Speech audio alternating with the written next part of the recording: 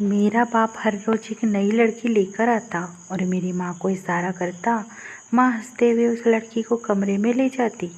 मुझे समझ में नहीं आता कि माँ उस लड़की के साथ क्या करती है। बस अंदर से उस लड़की के रोने की आवाज़ आती थी। वो रोते हुए कहती, तेरी बेटी के साथ भी यही होगा जो आज तुम मेरे साथ कर रहे हो। मुझे उन लड़कियों की बातों से डर लगता था। एक दिन इस राज का पता लगाने के लिए मैं माँ के कमरे में छुप गई, पर कमरे में जो कुछ भी हुआ उसे देखकर मैं डर गई, क्योंकि मेरा बाप उस लड़की के साथ। मेरा नाम सुमन है। मैं अपने माँ बाप की इकलौती बेटी हूँ। आज भी हर रोज की तरह शाम का वक्त था। हर तरफ खामोशी थी। तभी हमारे घर का दरवाज़ा खुला और पापा के साथ एक लड़की आई। पापा दरवाज़ा खोलते हुए उस लड़की के साथ अंदर आए और माँ को पुकारने लगे, माधवी कहाँ हो, जल्दी आओ। पापा की आवाज़ सुनकर माँ दौड़ते हुए आई। पापा ने आंखों ही आंखों में माँ को इशारा किया, जबकि उस लड़की की निगाहें मेरी तरफ ही थी। मैं चुपचाप खड़ी उस लड़की को ही देखे जा रही थी। वो बहुत ही खूबसूरत लड़की थी। माँ जल्दी से आगे बढ़ी और उस लड़की का हाथ पकड़कर कमरे में ले गई, जबकि पापा की नज़र मुझ पर ही थी। वो मुझसे कहने लगी, क्या हुआ, तुम इतनी सोच में क्यों डूबी हो? जल्दी से उठो और खाना दो, मुझे भी दो और खुद भी खाओ, क्योंकि तुम्हें तो पता ही है कि अब तुम्हारी माँ सुबह से पहले कमरे से बाहर नहीं निकलेंगी। मैंने हाँ में सर हिला दिया, क्योंकि यह तो हमारे घर का रोज का नियम था। हर शाम हमारे घर एक नई लड़की लाई जाती थी। माँ ने कभी भी पापा से इस बात का एतराज़ नहीं किया था कि आप हर रोज़ नई नई लड़कियाँ क्यों लाते हो। शायद माँ पापा के बीच हर बात पहले से ही तय थी, जबकि उन्होंने बस मुझे ही अनजान रखा हुआ था।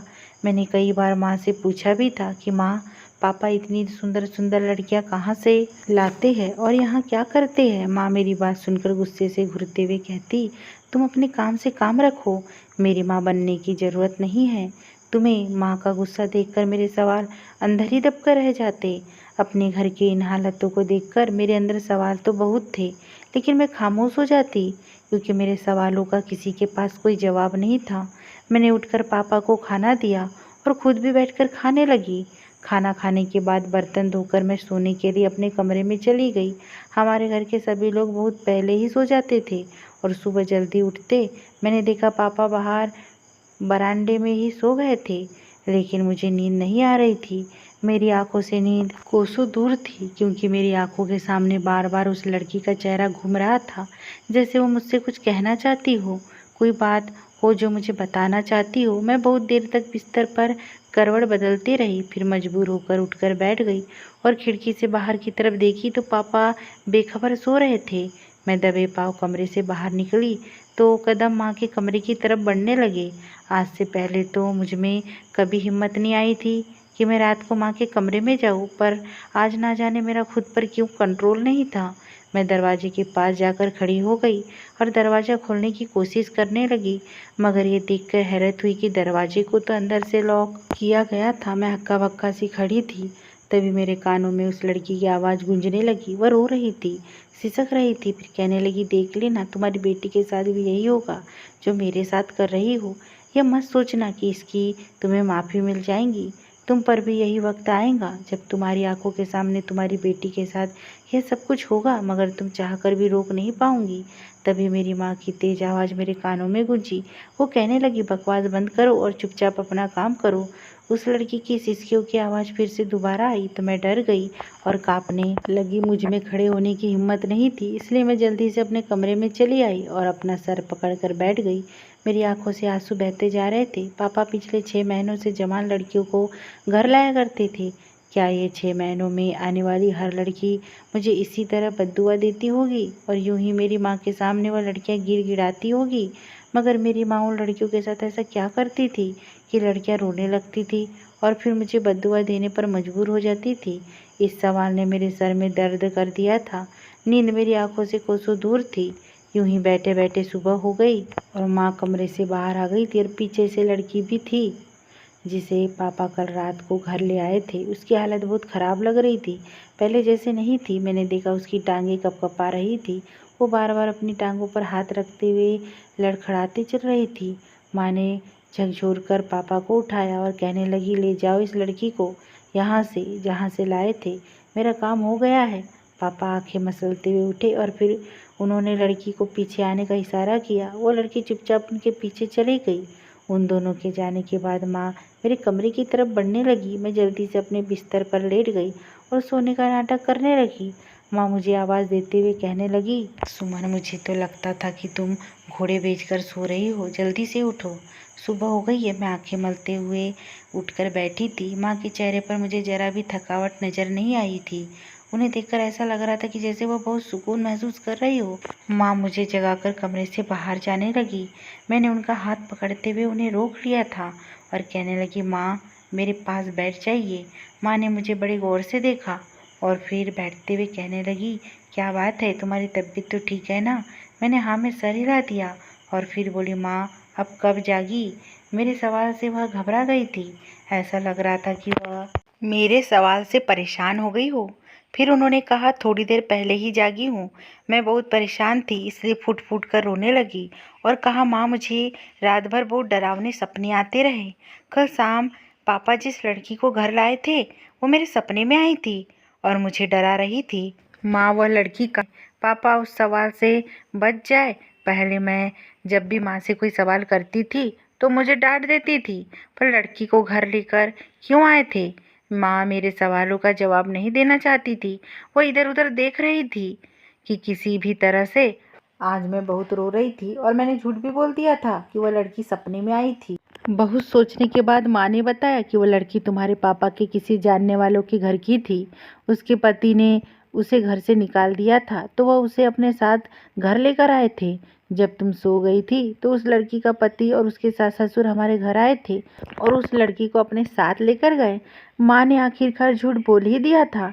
मैंने कहा, माँ पर पापा तो हर रात नई नई लड़कियों को लेकर आते हैं, तो क्या हर लड़कियों की यही परेशानी होती है? माँ ने मेरा आंसू पोंछते हुए कहा, इस दुनिया में हर इंसान की अपनी कोई ना कोई मजबूरी होती है। यहाँ जो भी लड़की आती है अपनी किसी न किसी परेशानी की वजह से ही आती है। अपने छोटे से दिमाग पर ज़्यादा जोर मत डालो, उठो, फ्रेश हो जाओ और चाय पी लो। माँ यह कहकर कमरे से बाहर चली गई। माँ के इतना समझाने पर भी मेरे दिमाग में बहुत से सवाल अभी भी थे, क्योंकि मुझे पता था कि माँ ने सच नहीं बोला है, वह झूठ बोल रही है। खैर, मेरे दिन इसी तरह से गुजर रहे थे। एक दिन मैं बाहर आंगन में बैठी थी। माँ मुझसे कहने लगी, सुमन जल्दी उठो, लगता है आंधी आने वाली है, घर की सभी खिड़कियाँ जल्दी से बंद कर लो। मैं समझ गई थी क्योंकि माँ मुझे यहाँ से हटाना चाहती थी, क्योंकि मैं कुछ जान ना सकूँ कि पापा आज किस लड़की को घर लेकर आएंगे। मैंने कहा, हाँ माँ अभी आती हूँ। मैंने माँ को अपनी बातों में उलझा रखा। तभी हमारे गेट का दरवाज़ा खुला। पापा गेट के अंदर आए और एक जवान लड़की उनके पीछे थी। आज आने वाली लड़की भी बहुत घबराई हुई थी। मैं जल्दी से उठकर बैठ गई और उससे पूछा कि तुम कौन हो। इससे पहले कि वो कुछ जवाब दे पाती, माँ उस लड़की का हाथ पकड़कर उसे जल्दी से अपने कमरे में ले गई। फिर जोर से दरवाज़ा बंद होने की आवाज़ सुनाई दी। उसके जाने के बाद पापा ने मुझे घूरते हुए कहा, यहाँ क्या कर रही हो तुम? मैं घबरा गई क्योंकि मुझे पापा के गुस्से से बहुत डर लगता था।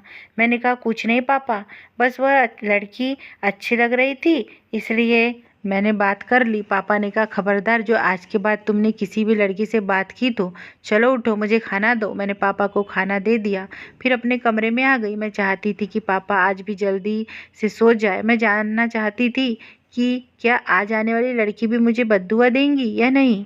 यूं ही वक्त गुजर रहा था और फिर पूरे घर में पापा के खर्राटे गूंजने लगे। मैं जल्दी से उठी और बाहर निकल गई। मेरे कदम माँ के कमरे की तरफ बढ़ने लगे और दरवाजे से जाकर लग गई। माँ के कमरे से लड़की के रोने की आवाज़ आ रही थी। वो लड़की रो रही थी, आहें भर रही थी। माँ ने गुस्से में कहा, बस बस, ज़्यादा नाटक मत करो, नहीं तो मैं तुम्हारा वो हाल करूँगी, सारी ज़िंदगी याद रखूँगी। जल्दी से अपना काम करो, नहीं तो मुझसे बुरा कोई नहीं होगा। उस लड़की ने कहा, मुझे तो तुम पर हैरत होती है कि तुम कैसी औरत हो। तुम्हारी खुद की बेटी भी जवान है। अगर कल को कोई औरत उसके साथ यही सब करेंगी तो तुम क्या कर लोगी? एक बात याद रखना, आज जो तुम मेरे साथ कर रही हो कल को तुम्हारी बेटी के सामने जरूर आएगा। उसकी बात सुनकर मैं थर-थर काँपने लगी। मेरा खुद पर काबू नहीं था। मैं चाहती थी कि दरवाज़ा खटखटा कर उस लड़की की मदद करूं। फिर तभी पापा के खर्राटे थम गए थे और जल्दी से मैं भागकर अपने कमरे में आ गई। आज मुझे ये बात समझ में आ गई थी कि हमारे घर कुछ ऐसा हो रहा था जो गलत था, मगर वह क्या था उसका जवाब फिलहाल मेरे पास नहीं था। फिर मैंने ये फैसला किया, जो कुछ भी मेरे घर हो रहा है उसका पता तो मैं लगा कर ही रहूँगी। पहले तो मैंने बड़ी बेफिक्री से ज़िंदगी गुजारी थी, पर अब मैं चौकन्ना हो गई थी। अब मैं अपने घर के छोटे छोटे मामले पर भी बड़ी गहरी निगाहें रखा करती थी कि कौन आता है कौन जाता है। मेरी माँ की एक सहेली थी, राधा आंटी, जो पड़ोस में रहती थी और अक्सर ही हमारे घर आया करती थी। वह जब भी हमारे घर आती थी माँ उन्हें अपने कमरे में ले जाती और फिर दोनों सहेलियाँ ना जाने घंटों आपस में क्या क्या बातें करती रहती थी कि उन्हें दुनिया की कोई खबर ही नहीं रहती थी। मुझे इस बात पर पूरा यकीन था कि माँ के इस राज से राधा आंटी जरूर वाकिफ होगी। मुझे इस बात का भी अंदाजा था कि वह माँ के इस राज से हरगिज पर्दा नहीं उठाएंगी।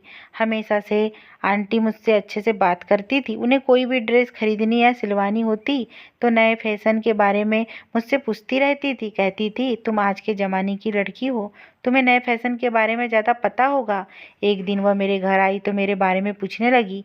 मैं जानबूझकर उनसे नज़रें बचाकर छत पर चली गई। छत पर जाने का मेरा एक मकसद था कि मैं उनसे अकेले में बात कर सकूं, क्योंकि माँ के सामने इस बारे में बात करना तो नामुमकिन था। राधा आंटी तुम्हें बुलाना चाहती है। मैंने माँ से कहा, माँ मैं छत पर हूँ, बहुत अच्छी हवा चल रही है, आंटी से बोल दीजिए वह छत पर ही आ जाए, नीचे बहुत गर्मी हो रही है। मेरे कहने पर माँ ने आंटी को छत पर भेज दिया।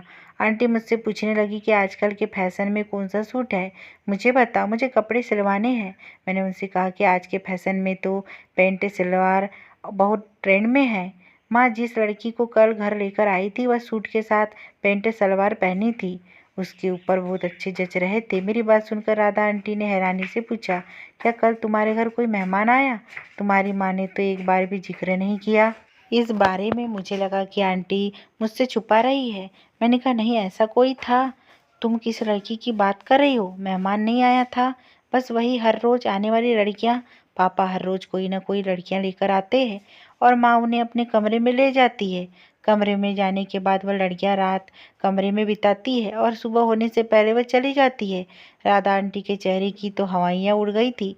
वो कहने लगी, मेरे अलावा भी तुम्हारी माँ की कोई सहेली है क्या? मैं चाहती थी कि मैं ऐसी बात करूं कि राधा आंटी सारी हकीकत मुझे बता दे। मैंने कहा, मुझे नहीं पता यह माँ की सहेली है या फिर कोई और। अगर वह माँ की सहेली होती तो उनके कमरे में जाती और रोने क्यों लग जाती है और मुझे बद्दुआएं क्यों देती है? राधा आंटी अपने कपड़े के बारे में पूछना भूल चुकी थी।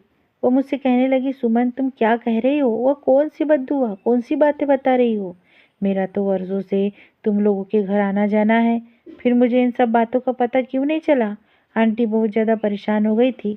आंटी की बातों से मुझे इस बात का अंदाजा हो गया था कि शायद वो कुछ नहीं जानती है और वो मेरे सामने झूठ भी नहीं बोल रही है। मैंने कहा, आंटी अगर माँ ने आपको इस बारे में नहीं बताया है तो जाहिर सी बात है कि वो बहुत अंदर की बात होगी, और अगर आप माँ से इस बारे में पूछोगी तो उनका शक मुझ पर ही जाएगा, इसलिए आप उनसे कुछ भी मत पूछना। आंटी ने सहमति से अपना सर हिला दिया और मेरा हाथ पकड़ते हुए बोली, तुम्हें क्या अंदाजा है कि तुम्हारी माँ के कमरे में क्या होता है?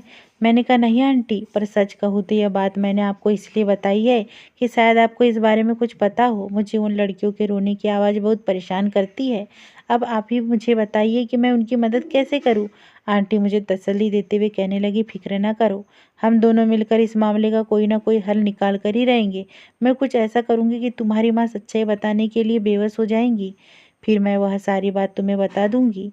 मैंने सहमति में सर हिला दिया। राधा आंटी बहुत ही अच्छी औरत थी। मैंने उनके जिम्मे में वह काम लगा दिया तो मुझे बहुत तसल्ली मिली। अभी भी माँ और पापा की वही रूटीन जारी थी। पापा हर रोज नई नई लड़कियों को लेकर आते और माँ उन लड़कियों को अपने कमरे में लेकर जाती थी। आंटी 2 दिन बाद हमारे घर आई थी, तब मैं अपने कमरे में लेटी हुई थी। फिर मैं उठकर खिड़की के पास आकर खड़ी हो गई। आंटी ने माँ से पूछा कि कल रात तुम्हारे पति के साथ तुम्हारे घर कौन सी लड़की आई थी? माँ उनकी बात को अनसुनी करते हुए कहने लगी, आज बहुत गर्मी है। आंटी ने अपना सवाल फिर से दोहराया। उन्होंने कहा, बताओ कल तुम्हारे घर कौन सी लड़की आई थी? माँ ने कहा, क्या कह रही हो, हमारे घर कौन आएंगी? आंटी ने कहा, तुम भी कमाल करती हो, कल मैंने अपनी आंखों से देखा था। रात 9 बजे के बाद एक लड़की तुम्हारे घर आई थी। मैं उससे मिलने आई हूँ। मुझे लगा तुम्हारी कोई रिश्तेदार होगी। माँ ने बात को संभालते हुए जल्दी से कहा, अच्छा अच्छा, वो लड़की थोड़ी देर के लिए आई थी, वो सुमन के पापा की रिश्तेदार है जो 10 मिनट के लिए हमसे मिलने आई थी। सुमन कहाँ है? मुझे फैशन के मुताबिक सूट के बारे में उससे पूछना है। माँ ने आंटी को इशारा किया और वो मेरे कमरे की तरफ आ गई। आंटी मेरे कमरे में आई और कहने लगी, सुमन, तुम्हारी माँ इतनी आसानी से अपना राज हमें नहीं बताएंगी। इसके लिए हमें बहुत कुछ करना होगा। मैं एक मोबाइल छुपा कर लाई हूँ तुम्हारे लिए। अगर मैं और तुम ज़्यादा बातें करेंगे तो तुम्हारी माँ को शक हो जाएगा, इसलिए मैं मोबाइल पर तुमसे बात करूँगी। मैंने जल्दी से उनके हाथ से मोबाइल लेकर अपनी अलमारी में छुपा लिया था। रात हुई तो फिर से एक लड़की हमारे घर लाई गई थी। माँ उस लड़की को लेकर अपने कमरे में चली गई और पापा कुछ देर बाद खर्राटे लेने लगे। मैंने जल्दी से राधा आंटी को फ़ोन मिलाया। उन्होंने कहा, सुमन, क्या तुम्हारे हाथ कोई सुराग लगा है? मैंने कहा, आंटी, आज फिर से एक लड़की आई है और माँ उस लड़की को अपने कमरे में ले गई है और पापा खर्राटे ले रहे हैं। आंटी ने कहा, क्या तुम इस वक्त घर से निकल सकती हो, लेकिन बचकर निकलना ताकि किसी को पता न चले, फिर हम दोनों बैठकर कुछ करते हैं। मैंने कहा, ठीक है आंटी, मैं आती हूँ। मेरे आने की खबर सुनकर वो बहुत खुश हुई। उन्होंने कहा, तुम अपने गेट से निकलो, मैं वहीं आती हूँ। मैंने आहिस्ता आहिस्ता कदमों से जाकर गेट खोला और गेट के बाहर आ गई। सामने ही राधा आंटी खड़ी थी। वो मेरा हाथ पकड़कर अपने साथ ले जाने लगी। उन्होंने कहा, चलो पहले मेरे घर चलते हैं, वहीं पर कुछ सोचेंगे। उनके कहे मुताबिक उनके घर जाने लगी। मैंने राधा आंटी का घर पहले कभी नहीं देखा था। उनके घर में कदम रखते ही मैं दंग रह गई थी। उनका घर तो बहुत ही खूबसूरत था और उनके घर दुनिया जहाँ की सारी चीज़ें मौजूद थी। मुझे यह सब देखकर बहुत हैरत हुई, क्योंकि राधा आंटी एक विधवा औरत थी। उनके पास इतने पैसे कहाँ से आते थे? वह मेरा हाथ पकड़कर अपने कमरे में ले गई। मैंने कहा, आंटी, हम बैठकर बातें करें। आंटी ने कहा, सुमन, इस बारे में बात करने के लिए अभी पूरी रात बाकी है। ये कहते हुए राधा आंटी ने अपनी अलमारी से मुझे एक लहंगा निकाल कर दिया और कहने लगी, सुमन, मैं चाहती हूँ कि तुम यह लहंगा पहन लो। मैंने हैरानी से उन्हें देखा और कहने लगी, ये क्या है? आंटी, हम अपना काम करने आए हैं और आप मुझे लहंगा पहना रही हो? आंटी ने गुस्से में कहा, बस जैसा जैसा मैं कहती जा रही हूँ वैसा वैसा तुम करती जाओ। मैंने कहा, लेकिन आंटी ने कहा, लेकिन नहीं, प्लीज़ मेरे खातिर ये लहंगा पहन लो। उस राज के बारे में पता लगाने में यह बहुत काम आएगा। मुझे आंटी की बातें कुछ समझ में नहीं आ रही थी, लेकिन उनके काफ़ी कहने के बाद मैंने वह लहंगा पहन लिया। उसके बाद आंटी ने मेरा मेकअप किया। मैंने शीशे में अपने आप को देखा तो मैं बहुत खूबसूरत लग रही थी। आंटी मुझे तैयार करके दूसरे कमरे में ले गई। वहाँ जाकर मैं हक्का बक्का रह गई। उस कमरे में बहुत सारे मर्द बैठे हुए थे। आंटी ने कहा, सुमन, अब तुम नाचना शुरू करो। आंटी की बात सुनकर मैंने कहा, आप क्या कह रही हो? मैं तो किसी और काम के लिए आई हूँ। आंटी ने मुझे घूरते हुए कहा, अगर तुम मेरी बात नहीं मानी तो मैं तुम्हें इन मर्दों के हवाले कर दूंगी। उनकी बातों से मैं डर गई और ना चाहते हुए मैं नाचने लगी और सारी रात मैं नाचती ही रह गई। सुबह होते ही सारे मर्द वहाँ से चले गए। उनके बाद आंटी ने बहुत सारे पैसे मेरे सामने रख दिए। उन्होंने कहा, सुमन, यह लो तुम्हारे आज रात की कमाई। मैंने रोते हुए कहा, पर आंटी, आपने मेरे साथ ऐसा क्यों किया? आंटी की भी आंखें नम थी और रोते हुए मुझसे कहने लगी, आज से लगभग 20 साल पहले की बात है। मैं जैसे ही घर से बाजार जाने के लिए निकली तभी एक गाड़ी मेरे सामने आकर रुकी और देखते देखते उस गाड़ी में बैठे लोगों ने मुझे अगवा कर लिया। मैं चीखती चिल्लाती रही मगर किसी ने मेरी एक न सुनी। मैंने तो कभी सपने में भी नहीं सोचा था कि मेरे साथ ऐसा हो जाएगा। और तुम्हें अंदाजा है कि उस गाड़ी में बैठे लोग मुझे कहाँ लेकर आए थे? वो मुझे तुम्हारी माँ के घर लेकर आए थे। तुम्हारे पापा यह घिनौना काम करते हैं। वो लड़कियों को अगवा कर उन्हें नाचने पर मजबूर कर देते हैं। तुम्हें बताया गया कि मैं विधवा हूँ, पर जबकि मेरी तो शादी हुई ही नहीं है। मैं कई साल तक तुम्हारी माँ के लिए नाचती रही और जब मेरी उम्र ढल गई तो उन्होंने मुझसे कहा कि राधा, तुम अपनी ज़िंदगी अपने हिसाब से जी सकती हो। मैंने अपना गुजर बसर करने लगी और धीरे धीरे करके मैं वही काम शुरू कर दिया। जब मेरे पास पैसे आ गए तो मैंने एक अच्छा सा घर बनाया, पर मैं किसी लड़की की मजबूरी का फ़ायदा उठाकर उनसे यह काम नहीं करवाती हूँ, बल्कि लड़कियाँ खुद मेरे पास आती है। और तुम्हारे माँ पापा आज भी मासूम लड़कियों को अगवा करके उनसे धंधा करवाते हैं। पर मुझे इस बात का थोड़ा भी अंदाज़ा नहीं था कि तुम्हारी माँ आज भी ये सब करती है। मुझे लगा तुम्हारे बड़े होने के बाद उन लोगों ने ये काम छोड़ दिया है, पर जब तुमने उस दिन बताया तो मैं समझ गई थी तुम्हारी माँ उन लड़कियों के साथ क्या काम करती है और अभी भी उस काम को छोड़ी नहीं है। आंटी की बात सुनकर मैं सदमे में आ गई थी।